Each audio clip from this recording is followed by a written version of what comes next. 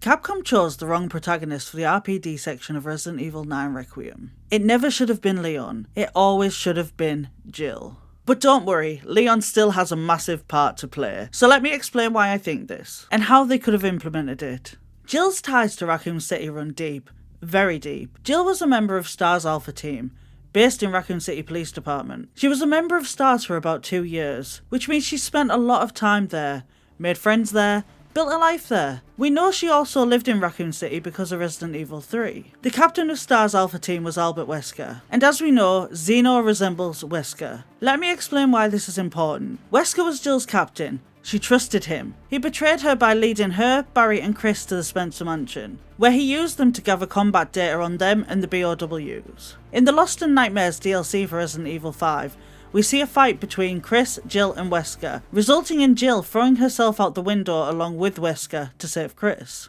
Jill was held captive and mind-controlled by Wesker for over 2 years, with her being aware of her actions, but having no control over them. Can you imagine how much that would mess with your head? And after Jill fights back against Wesker's mind control, Wesker's just like, oh well, have fun seeing her suffer, and leaves her there to writhe in pain. Come on, Jill!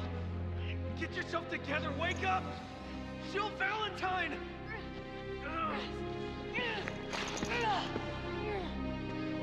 Jill! Remarkable.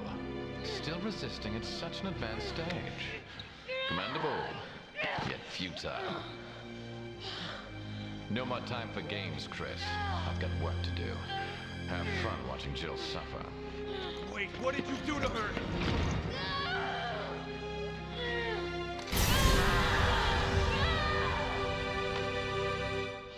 We know from the CGI films that are canon that Jill is struggling with what seems to be complex PTSD, years after Resident Evil 5. When I was being mind-controlled by Wesker, all I wanted was to kill you. All of you. I was conscious, but I couldn't stop myself. It was like living in a nightmare.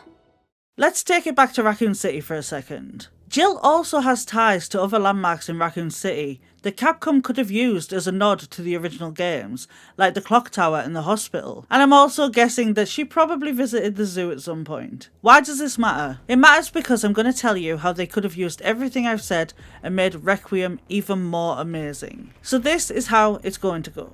After leaving the hospital, we have our motorbike section to get to Raccoon City. As we enter the city, we bump into Jill, who Sherry or Chris have sent for backup, or is on a totally different mission, involving the RPD. They both approach the RPD and see that it's fenced off, and they need the detonator parts to get inside. Jill agrees to go and get them while Leon explores other areas. This is where the landmarks come in. Instead of running around the outskirts of Raccoon City looking for parts in a dull grey environment with no significance, we now have to find the parts in the clock tower, the zoo and the hospital. You could have some crazy mutated monsters to fight in the zoo, and when Jill gets to the hospital we could have a flashback of her fighting Nemesis and being infected with the T-virus, and Carlos saving her life with the antivirus. After gathering the parts we go to the RPD. We explore the RPD with Jill. We head to the STARS office where she has a flashback of the whole STARS team working together and having a laugh, including Wesker. She could claim back her picture and her beret and Chris's jacket, even Rebecca's medical bag. We then switch to Leon, who does some things around the city like fighting the giant spider, eventually entering the RPD, and he has his flashback seeing the Welcome Leon sign. He goes to the library, he gets the jack, and him and Jill proceed through the shutter, where Jill hears a voice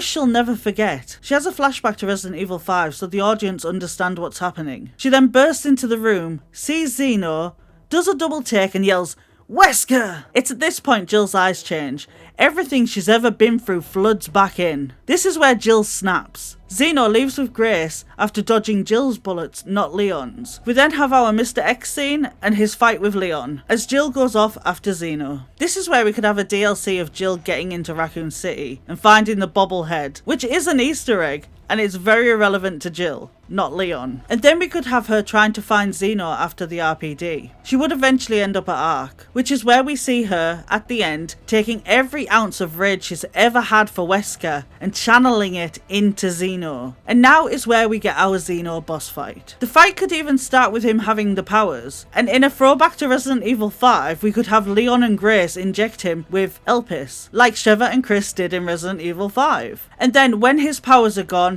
Jill takes his gun and blows his head off. Then we have the Gideon fight, and who better to fight a nemesis than Jill Valentine, bringing the game back full circle to Resident Evil 3. This is how it should have ended. But what do you guys think? Do you think we'll see Jill in a DLC? I hope so. Thank you very much for watching, and I'll see you in the next one. Take care, gamers.